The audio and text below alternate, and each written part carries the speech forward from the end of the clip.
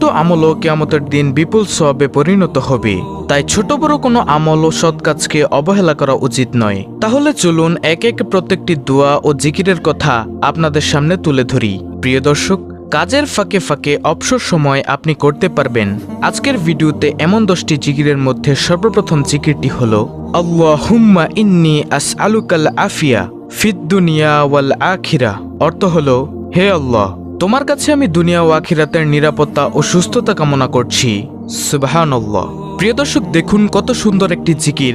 আল্লাহুম্মা ইন্নী আসআলুকাল আফিয়া ফিদ দুনিয়া ওয়াল আখিরা। হে আল্লাহ, তোমার কাছে আমি দুনিয়া ও আখিরাতের নিরাপত্তা ও সুস্থতা কামনা করছি।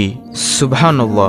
অর্থাৎ আপনি যদি খালেস অন্তরে শিরক মুক্ত থেকে, গুনাহ মুক্ত থেকে প্রতিনিয়ত এই জিকিরটি করেন, তাহলে আল্লাহ তাআলা আপনাকে দুনিয়া ও আখিরাতের নিরাপত্তা দান করবেন এবং আল্লাহ রাব্বুল আলামিন আপনাকে সুস্থতা দান করবেন।